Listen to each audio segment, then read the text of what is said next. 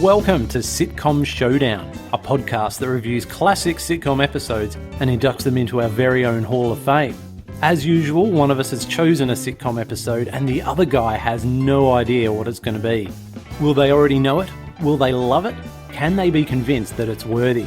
Let's find out on the Sitcom Showdown. Hello, welcome back to Sitcom Showdown for episode 57. This Jeff is here. Hi, Steve. Hey, how you going, Jeff? Oh, I'm going all right, because it's my turn. Yes, I'm excited to see who you've picked. Oh, hey, yes, it's the second part of the choosing an actor instead of a sitcom month, August 2019. Yep. I've chosen an actress named Julia Sawalha. Oh. Yes. Yes. Where do you know that name from, Steve?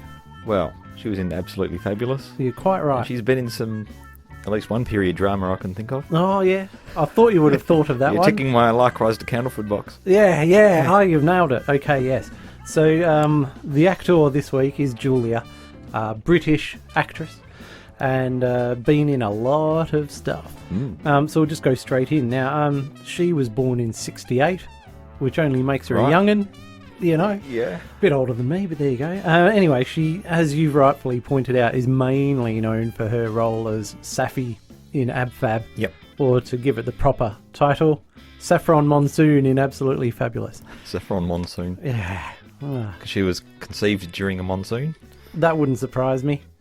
Is that the case? Have you watched a lot of Ab Fab? No, I haven't. No, okay, fair enough. Nor have I, as it turns out. Anyway, she was in 40 episodes of that.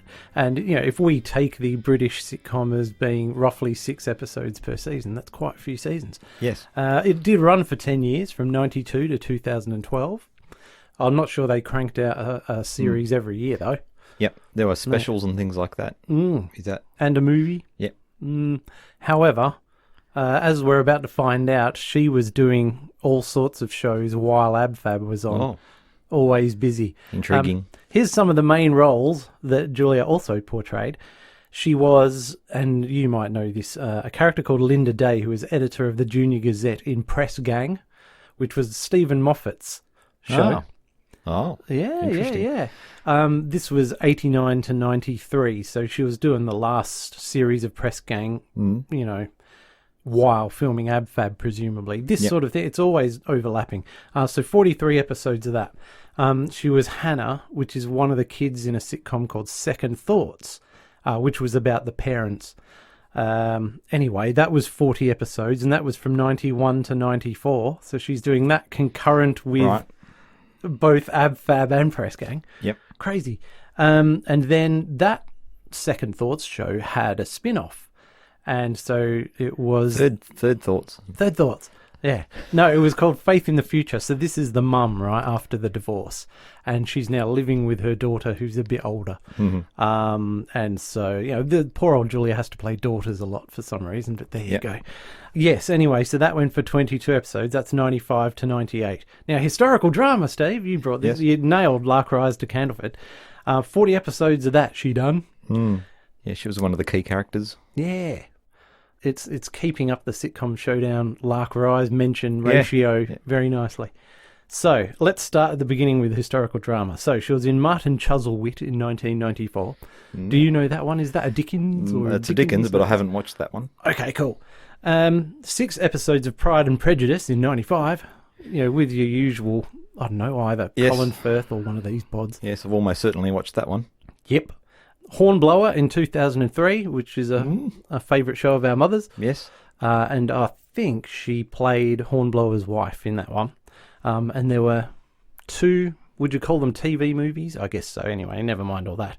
But yeah, Lark Rise to Candlefoot, 40 episodes of that as Dorcas Lane. Yes. Hey. She's the postmistress. Oh, right. Oh, cool. Well, there you go. Yes. And her catchphrase is, "It's my one weakness." But her one weakness changes from episode to episode. Right, so it could be chucky or wine or whatever it is. Yep. All right. That sounds very So either her one weakness keeps changing or she's got lots of one weaknesses. Yes. Okay, moving on. So she was Carla Borrego in Jonathan Creek, you know, after Carolyn Quentin left, because we all think of Carolyn Quentin as being the mate. Yeah.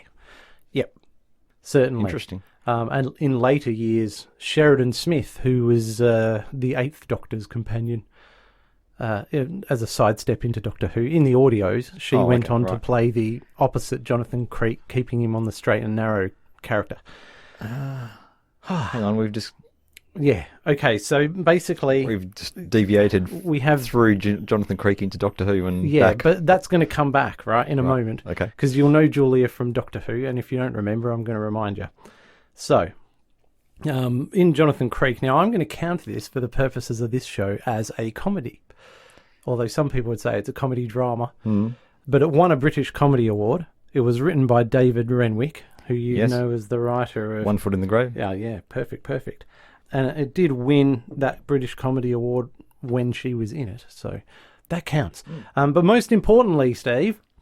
I'm listening. Julia played the pivotal role of Janet Wilson, the Australian barmaid, in Time Gentlemen Please in 2001. The year 2000, for 21 episodes. So I had no idea she'd done all this stuff. Oh, yeah. Nor had I. Vague ideas, but I was blown away by the amount of historical drama she'd done. I thought she was purely comedy, but no. So she's got acting chops.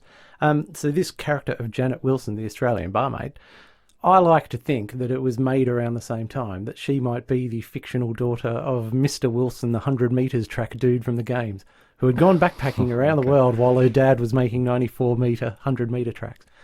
So can we accept that as sure. I'll look forward to your fan fiction based on that premise. Okay. Yes. Now, in addition to all those billions of regular cast roles or starring in a sitcom, she's had lots of one-off appearances. So I'll quickly list some of those.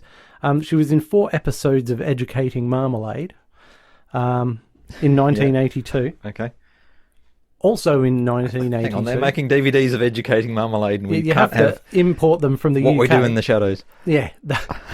Crazy, isn't it? Also in 1982, and this did blow my mind, she did a voiceover narration in an episode of The Young Ones. I can't remember that.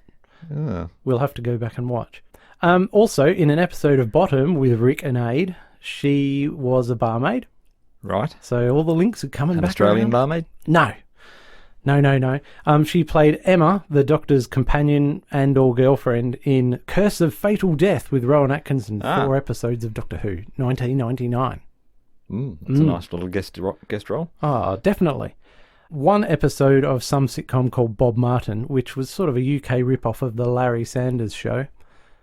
Which I've never that could be interesting. It could be. Oh, when we do a transplanted sitcoms month, there's better ones. Hang on, that was a UK version of Larry Sanders Show, roughly speaking. One that's gone the other way. Yeah. Huh.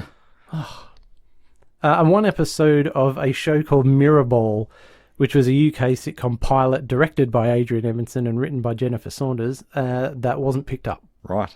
It got aired, but, Is that on YouTube? I haven't looked. I'd be interested to see that. There could be a reason it wasn't picked up. Yeah, even if it was crap, I'd still be interested in having a look. Fair enough. So there's all these little connections. So she was a barmaid in Bottom, then in Time Gentlemen Please, and then she was Jonathan Creek's assistant, then Doctor Who's assistant, then was in Time Gentlemen Please, in which an episode of that had Colin Baker in it and Frank Skinner. And so all these barmaidy Doctor Who-y things keep sort of swimming around. And Press Gang, as mentioned, was written by Doctor Who showrunner Stephen Moffat. Right.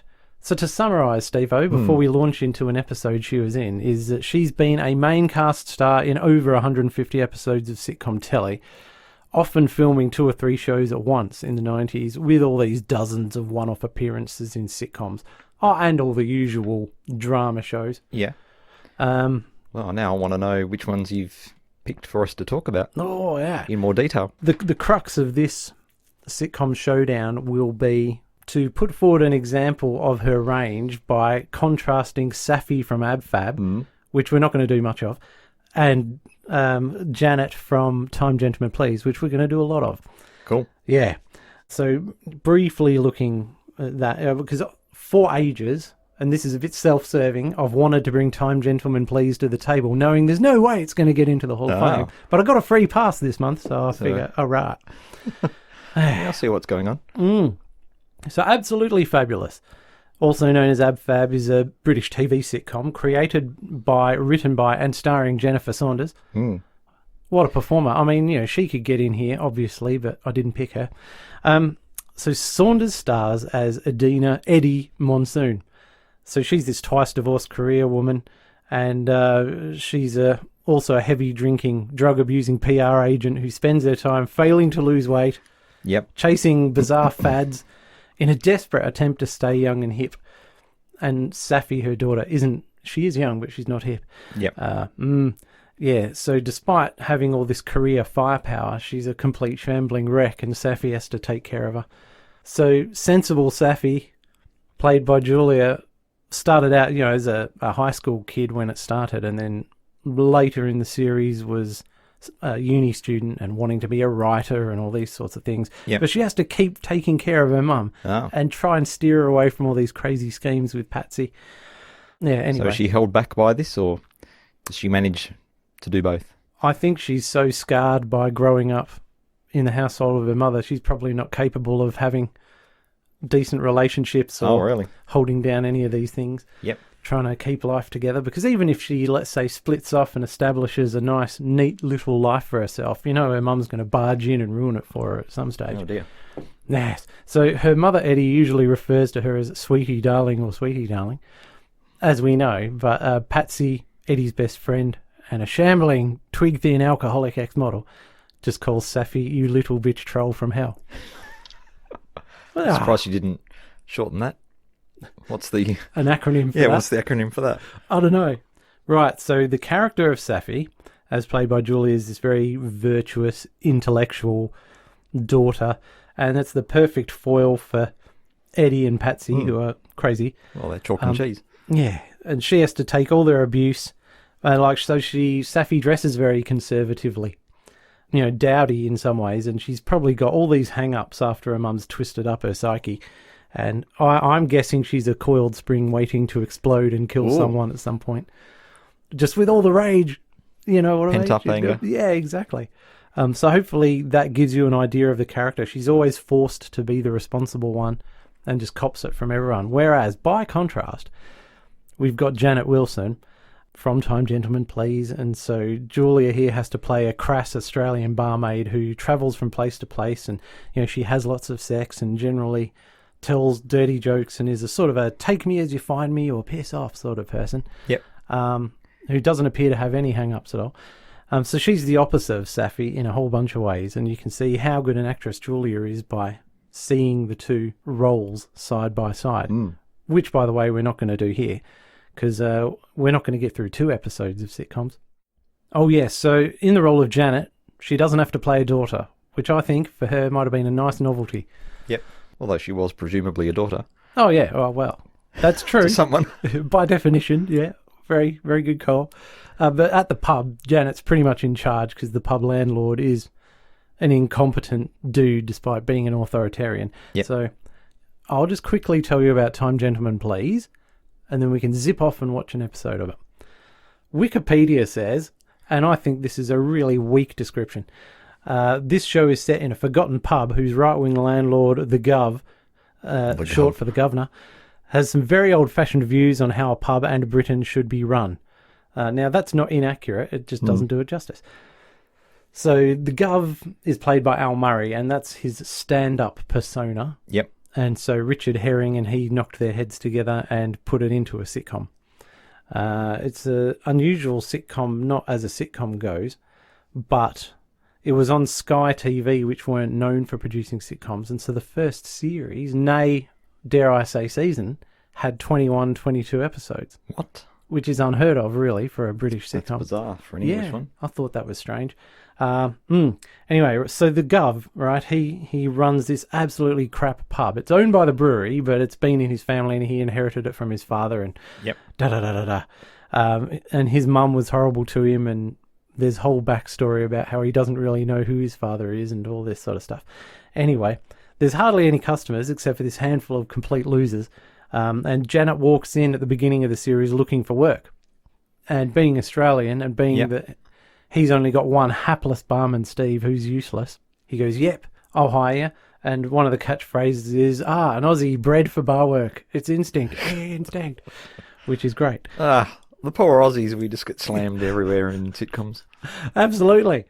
So anyhow, the Gov has recently been traumatised, we learn, because his wife ran off with another pub landlord. Oh dear. But she ran off with a French pub landlord to France. And he hates the French. So this is really traumatised. You mean he hated the French before this happened? Oh, yeah. He's a full-on, back really off hating the Brussels, French now. Oh, he really hates the French now. And she took his son. And this is like a year down the line, and his life's been crumbling, and then Janet walks in and sort of takes control of the pub, unofficially, so to speak. Anyhow, he's a Little Britain frog hater, the Gov, and so that was the ultimate insult and defeat to him. So he's this broken man. Yep. And aside from this, he's constantly taunted by his arch nemesis, who's an extremely successful pub landlord and a complete bastard called Greg Thompson. And so, Greg Thompson was his school bully as well and things like this. So, right. And also, poor guy. I feel bad for him, and I haven't even watched this. Well, you won't feel bad for him by the end of it. That's fine. Another thing that's happened is the brewery rep, who is one of his old mates, who they call Fatty Harris. Anyway, Fatty Harris had a heart attack, and he's been replaced by this young whippersnapper who is also, a woman. And so, this young whippersnapper chick, Vicky, Ms. Jackson, is also the daughter of the guy who owns the brewery. And so it's getting complicated. She wants to make her mark on the whole thing and constantly wants the Gov to update his whole 1950s thing he's got going on there, and tries all these wacky schemes that he doesn't like.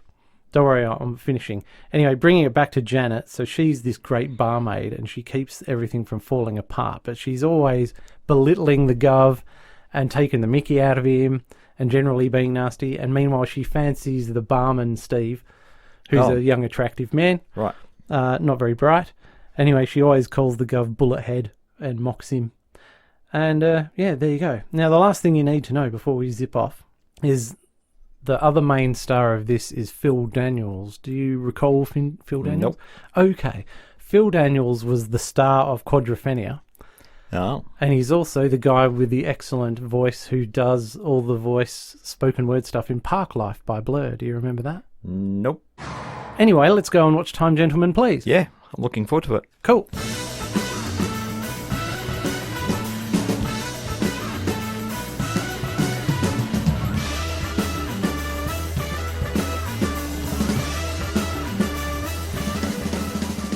Well, Janet, unless I'm very much mistaken, I am finally under consideration to join the Grand Order of the Barstewards.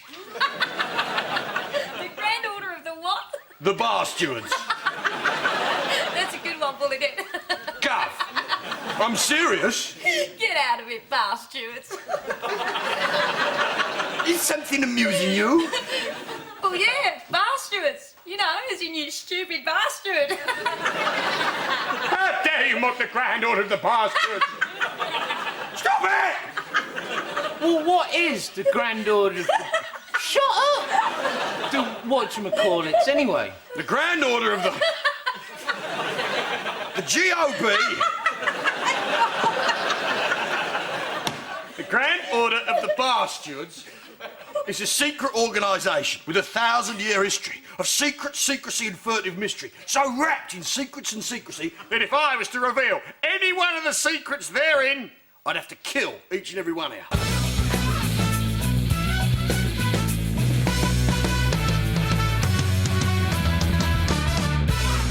All right, we're back from watching Time Gentlemen Please, which, for the record, was episode 5 of series 1, and it was an episode called King Barsteward.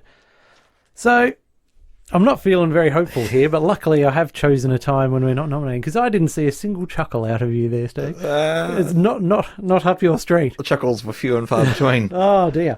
Oh, well, it doesn't matter. I've chosen my timing very wisely. Yes. Okay. Well done. It is a bit lowbrow. Is that how you describe it? A tad on the lowbrow side. Yeah. It's good though. So the episode opens with the young barman Steve sweeping up and getting ready for opening time, and the postman, played by writer Richard Herring, he strolls in and delivers the letters, and they have some grudging banter. And then he leaves as Terry walks in, Terry, their best customer. Yep. Because Terry basically spends every day of his life at the pub. And Steve yells upstairs to Janet, saying, hurry up and get down here before we open, because they all live on site, right? Which is important to understand for this one. So the pub's on the lower level of this 3-story building, and they each have a room upstairs. So this is where I got confused. Right? Because he says something like, you're going to be late for work and you'll be in trouble with the boss. Yeah. Therefore, I presume that the guy that just walked in is the boss. And because she's not yet made an appearance out the front, she's going to be in trouble. But no. As we're about to find out, I was completely on the wrong track. And Steve was trying to get her in trouble because he knows by yelling upstairs, the gov's going to hear it and know that Janet's not down there. So Janet leaves her room and she's about to go downstairs to work, but she can sort of hear some anguished groans and noises and heavy panting and stuff coming from the gov's room. So she goes in to see if he's all right. Yep.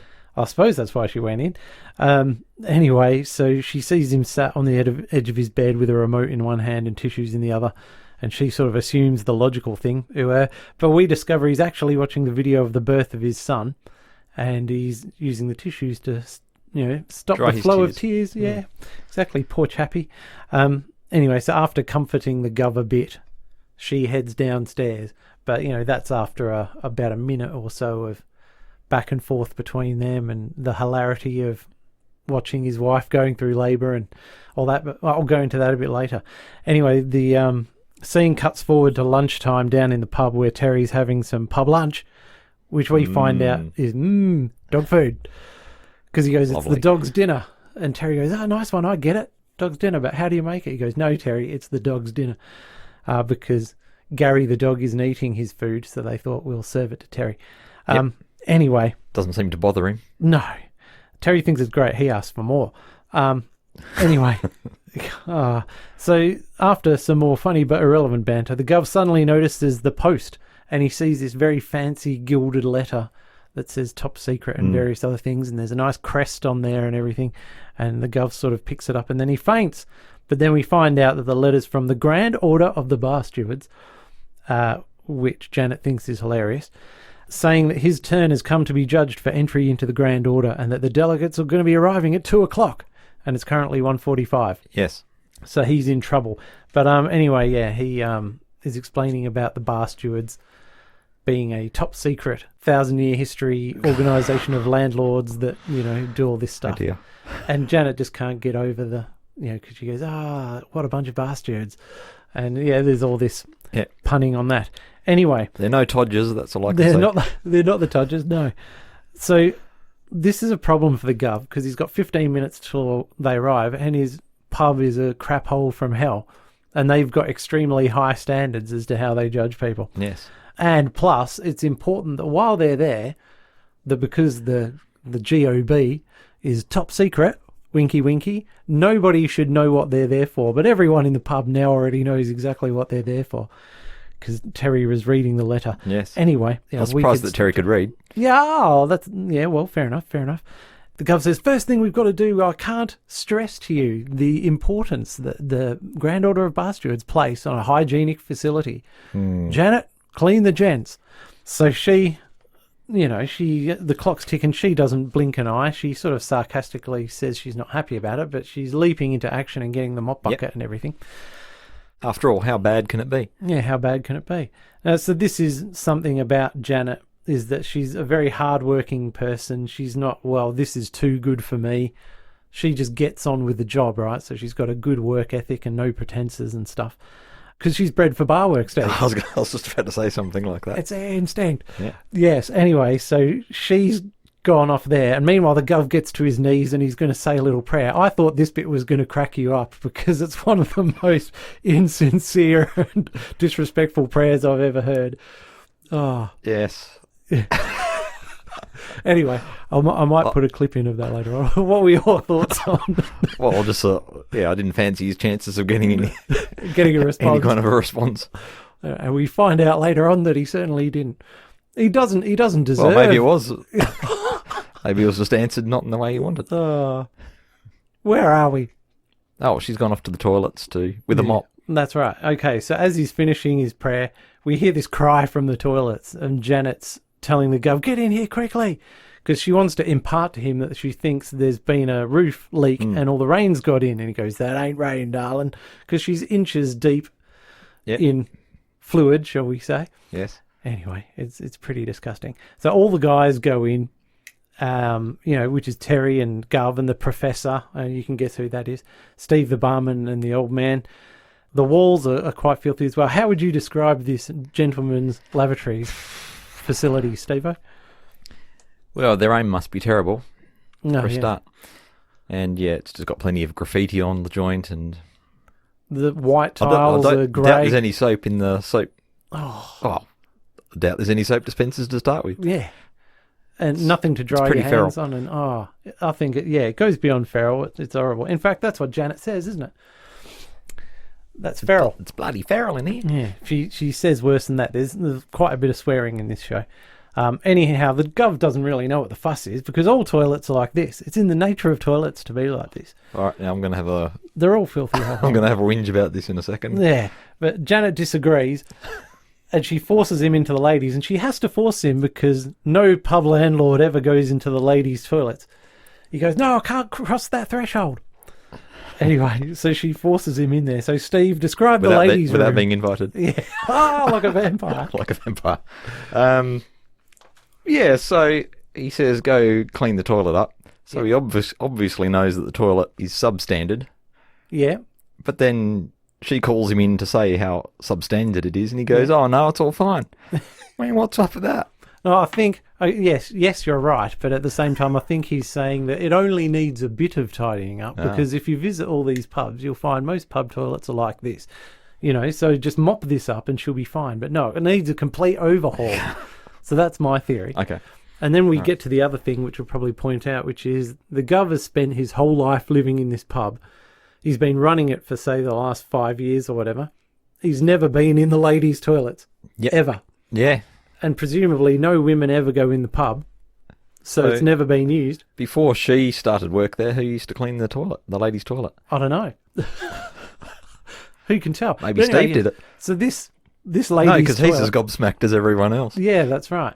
So the ladies' toilets Okay. have got beautiful fluffy towels on the twin sinks with a beautiful clean mirror and a nice comfy poof thing to sit on, and there's fluffy covers on everything, and it's bright pink, but with extremely classy wallpaper and, marble sink tops and all this. I didn't even see a sink in the men's toilets. Yeah, they were there. Oh, wow. Off to the right. Yeah, so it's a wonder to behold. Yes, although seeing carpet in a toilet always causes me some distress. How about you? Yeah. I mean, but women aren't known for spilling a lot of stuff on the floor, and the stall, so to speak, wasn't carpeted, and it was quite away from the nice carpeted area. Yes. Does that counter it? Yeah. I know. I feel like I have to leap to these toilets. I feel like the jury's still out on that one. Okay. It was a nice toilet, though, Send us wasn't your it? opinion of carpet in the toilet. Yeah. Sitcom Showdown, gmail.com. Oh. Yes, anyway, so all their minds are blown. And with no time to clean the gents, Janet saves the day with a genius idea, which is simply to switch the signs on the toilet doors. Because the blokes won't be interested.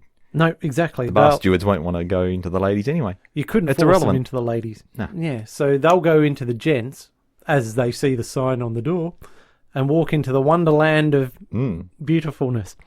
And that's fine. So with that main problem down, now all they have to do is try and sort out the rest of the pub, but they're out of time. Yep. So as the Barstewards show up, just as the Gov is saying another quick prayer, asking that whoever they send, please God, don't let it be Greg Thompson. Yep.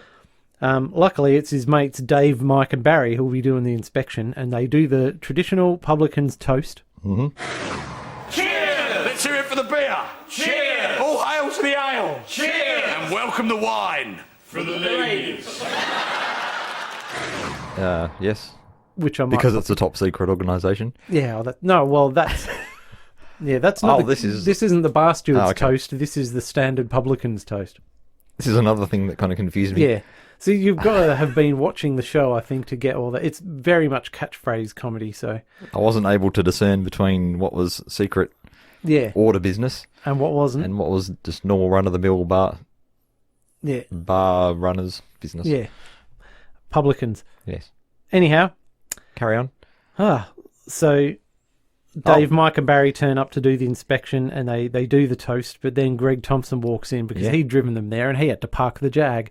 Yeah. And the Gov was thinking he's on Easy Street here, and then he's cursing God because Greg Thompson showed up.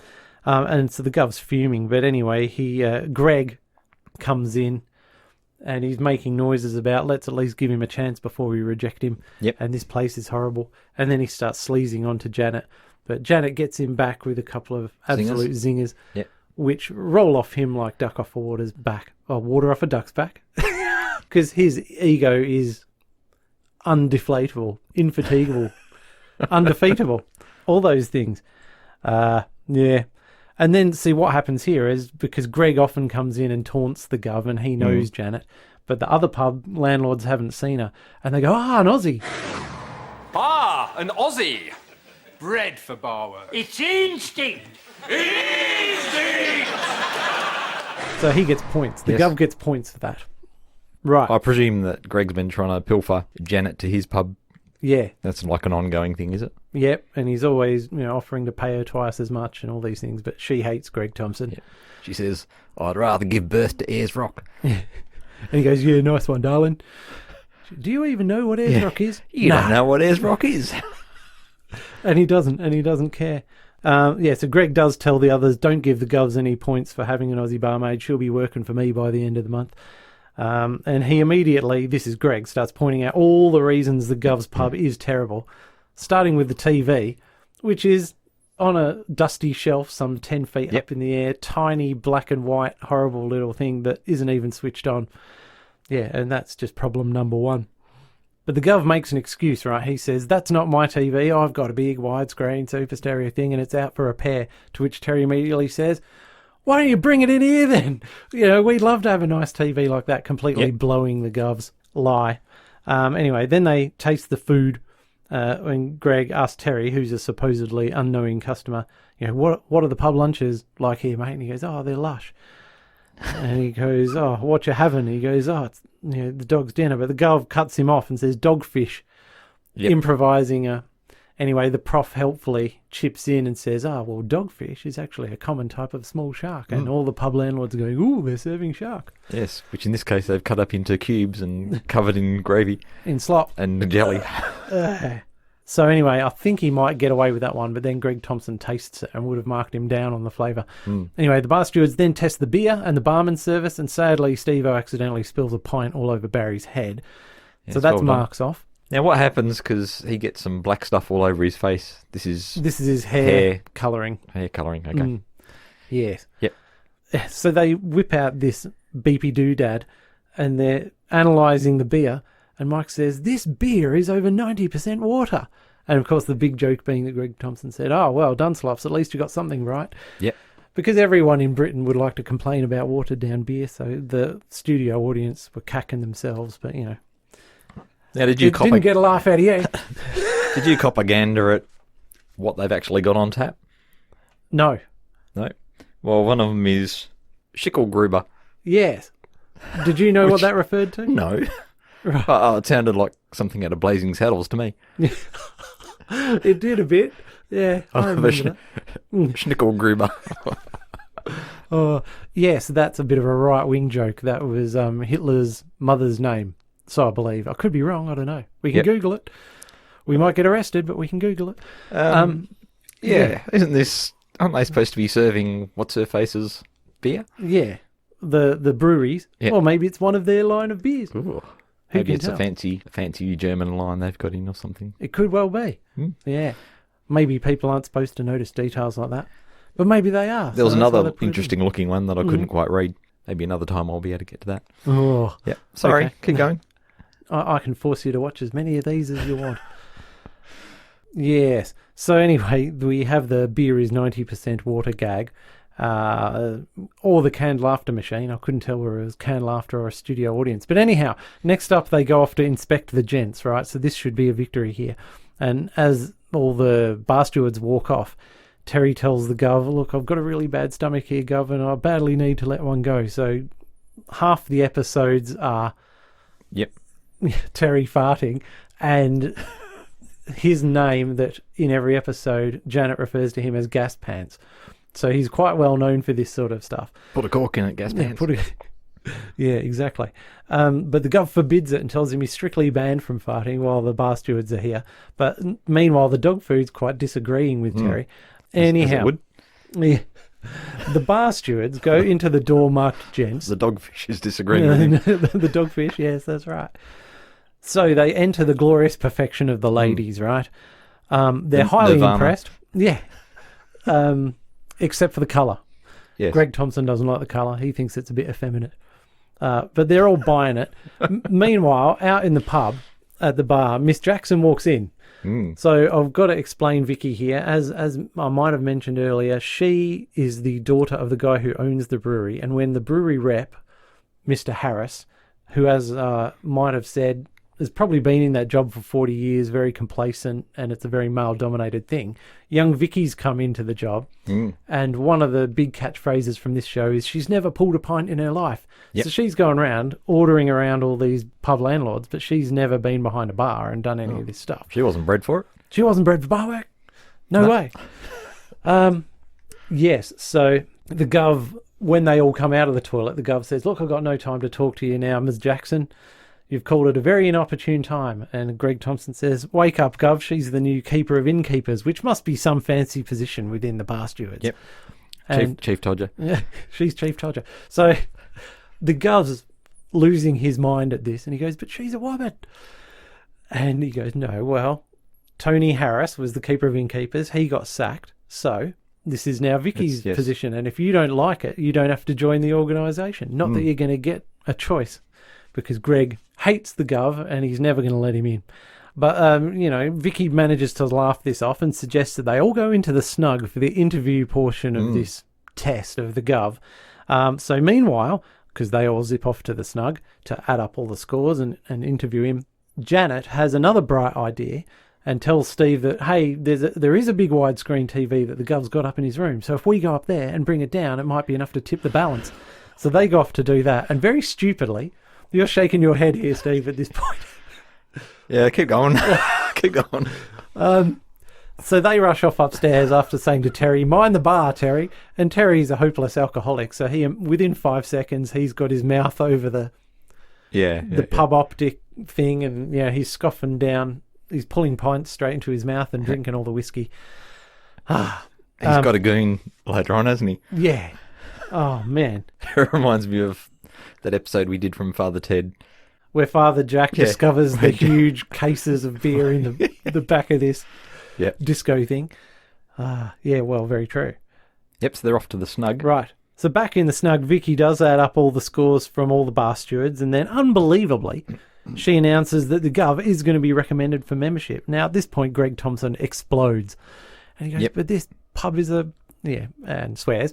And he's never going to let it happen. But they managed to put Greg back in his box. And we know his pub is absolutely awful, but the toilets. And then all of them are just going, oh, the toilets. It's unbelievable. So that got him over the line. Anyhow, they celebrate a little bit and come out of the snug where they find the TV set up by Janet and Steve-O. Nice and Vicky says, oh, right, well, I'm off to the toilet.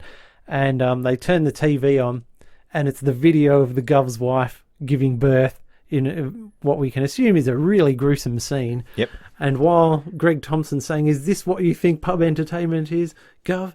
We hear a scream from the toilets, predictably enough, you called it. And Vicky's discovered the gents' ladies. Yep. Which is horrible. And she bursts out and says, that is the most disgusting toilet I've ever been in my life. And I've been camping in France.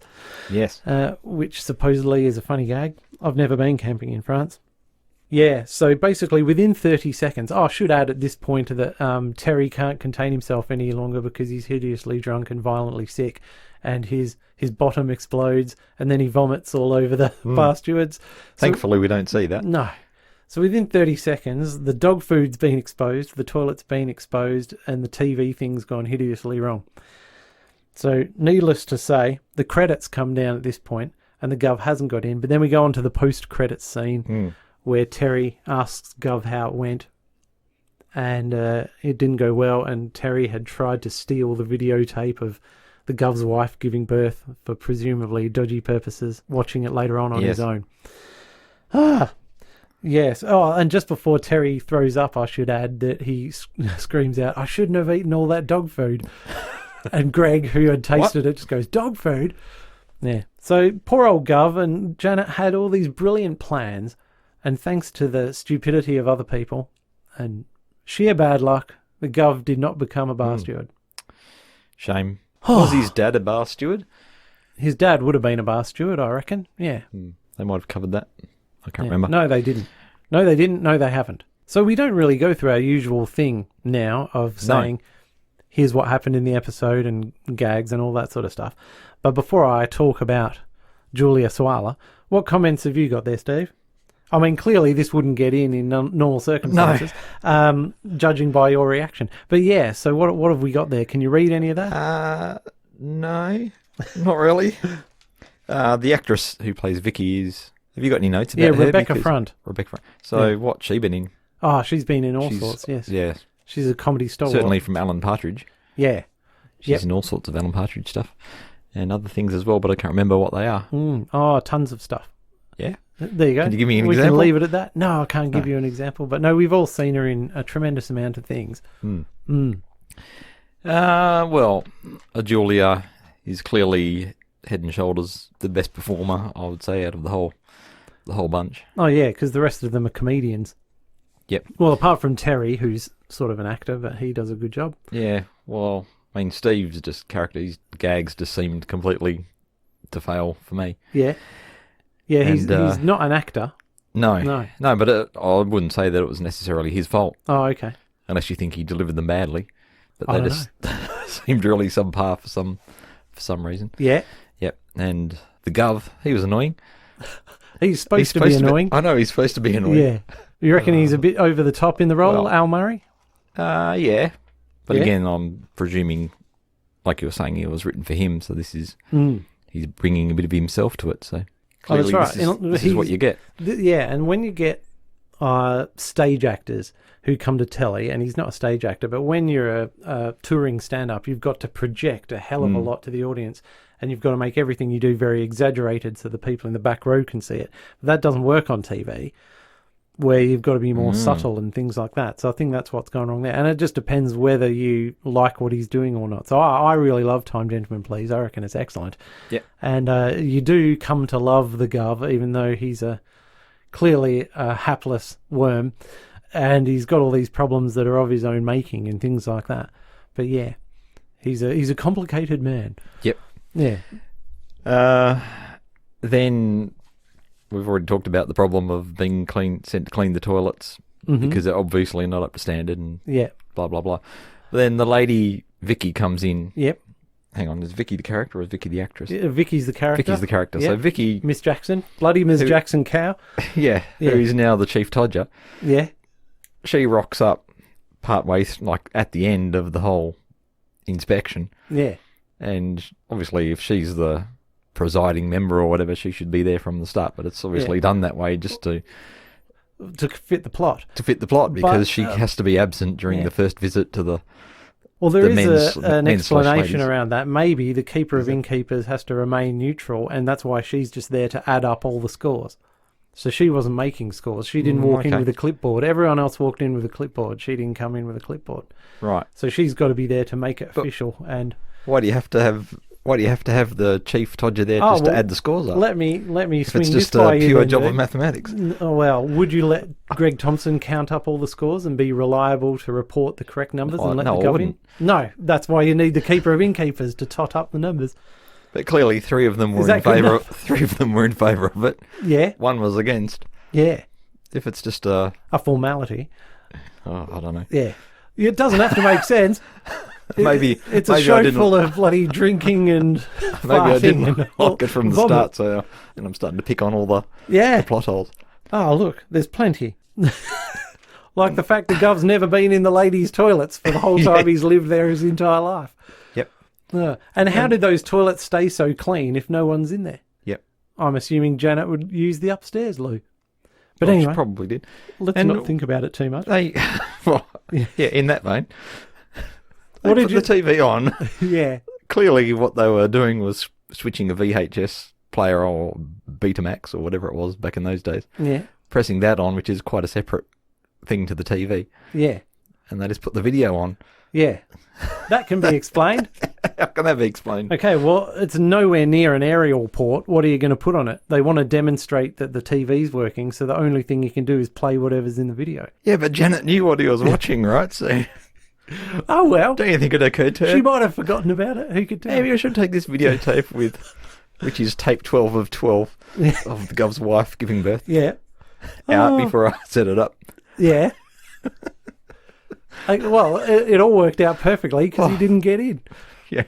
And it was all decided by that point anyway. So, in fact, you could say, well, that's a plot hole anyway. They didn't need to do that because the Gov was already in. Already out. No, already in because they'd voted him in before they even came out of the snug to look at the TV. Yeah. You needed the TV to push him back into non-contention, along with the dog food and the toilets. Yes. Oh, well, yeah. Yes. Yes. Put that one down. Well done, Jeff. What else have you got? I'll put the whole lot down. Boosh. Okay. Did you have any other observations or gags? No, that's it. All right, cool. Because poor Julia, we're not talking about her a lot. We're just trashing Time Gentlemen, please. Don't worry, I can cut some out. So I liked how there's 11 video cassettes of his son's birth. That was a good scene. What did you think of Terry's gag after he's found out it's dog food he's eating and he goes, oh, good God, Gov, I feel a bit rough. Pathetic. Oh, come on, dude. That was good. The other one is addressee. So the rest of the pub are trying to get more information about the Grand Order out of the Gov, and he's not divulging anything. And then Terry reels off this impressively long list of attributes about the Grand Order of the Barstewards. And he goes, how did you know all that, Terry? And he goes, it's here in the letter. So he'd stolen the letter. To which the Gov says, which part of top secret only to be opened by the addressee? Did you not understand, Terry? He goes, addressee? Fair enough. Yeah. Hey, That was all right. that was all right. Yes, and the prayer. That's a screamer. If you're a non-Christian, that's a screamer. Dear God, I know I'm not what you would call a good Christian, or even really a Christian at all. Seeing as I don't go to church or believe in you, God, or your boy Jesus. And frankly, that Holy Ghost is somewhat far-fetched for me. I also know I only pray to you when I really, really want something. Give me this, oh God, and I promise to you, I promise that I will never bother you again. All right? So when you were watching it, did you try to have a look at what Julia was doing, or were you too busy shaking your head at all the No, stuff I was you watching like? it. Yeah. Yep. What did you think? Well, like I said, I think she did a really good job. There's this bit where she has to crack up. What was she cracking up at? At the Barstewards, At and the then later at the Barsteward. King Yes, Barsteward. Barstewards. Yeah, She's cracking up. Anyway, it goes on for a long, long time, and it didn't seem forced at all. So it was. I thought she did that really well. Yeah, that's actually one of the reasons I chose this episode, that laughing scene. So I'm glad you picked up on that. Yep, and it was good to see her in a completely different role to anything I'd seen her in before. So I can see why you picked it. Yeah, and I think over the course of the show, her accent is 95% accurate, which for actors from other countries doing an Australian accent, it's bloody difficult. So they very rarely get it right. There was one thing she said that wasn't at all something an Australian from the 90s would have said, but... Yes. So she calls Vicky a trollop. Trollop? Trollop. In the most Australian way possible. No, I can't see it. No, can't see it okay, myself. fair enough. Wow, let's blame Richard Herring. Yeah. Yeah. Richard? Boo. Get it together, Dickie. Yep. No, I'll not have anything bad said against Richard Herring because he's an extremely big goodies advocate and he loves the goodies, as does Al Murray. Yep. Yeah. Oh, that's fine. I'll do it then. Yeah, fair enough. Up your game, Dickers. You're telling me how good she was. Well, I'll continue to tell you how good she is. So on the sheer number of sitcoms she's done and the fact that she wasn't just a piffling cast member in the sitcoms she's done, she's like front and centre. Just the sheer number of episodes in her career is impressive alone, and the fact that she was filming them often concurrently. And her ability to portray these utterly different characters is remarkable, and I find her totally convincing. Yeah. Whatever role she's playing. And by body language alone, when you notice it as well, is quite amazing. So when she's being Saffy, she's sort of withdrawn and defensive body language, and a bit hunched over and that sort of thing. Yeah, and she's got this fretful look, or resigned or exasperated and things like that. But then as Janet, you know, who's a much more cheerful, sarcastic, but loving with it, and sort of a much more open person with no hang-ups or pretenses or anything. And her body language reflects that as well. So she's chewing gum and dresses completely differently, and her whole body language is completely different. And it's those little differences, and you just go, wow, you know, that's pretty amazing acting. So yeah, all in all, I think she's a top-notch actor and is well deserving of a spot in the Sitcom Showdown Sitcom Actor Hall of Fame. Yes. Oh, good. She does a good job, you know? Yeah. Yeah. So not bad. I think so.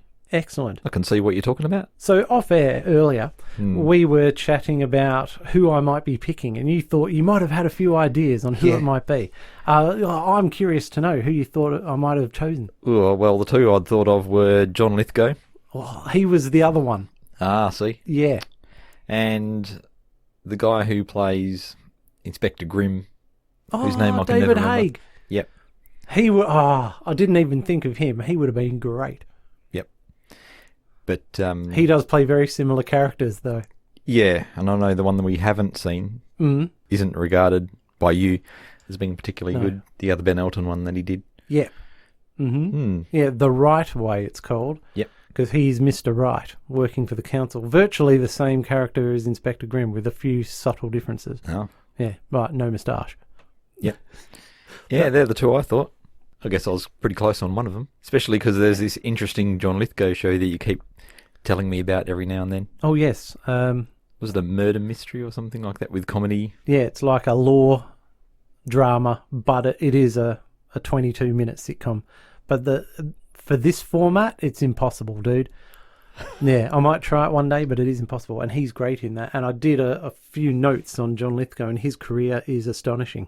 Yeah, it's absolutely unbelievable. He played Churchill recently. Oh, did he really? Yep, Ooh. in The Crown. Oh, okay. Yep, he was pretty amazing. Oh, yeah, he's got chops.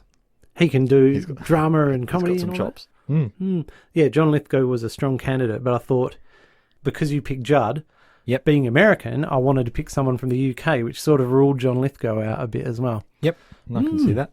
Yeah. Oh, next time round. Yeah, next when time we do round. this again. Yeah, maybe in 2020. But the beautiful thing is, Steve, is there's no shortage of brilliant actors that we'd want to talk for ages about. Yeah. Thanks for joining us for the second of our actor specials. Hope you enjoyed that, and we'll be back to the normal format in September. Yes.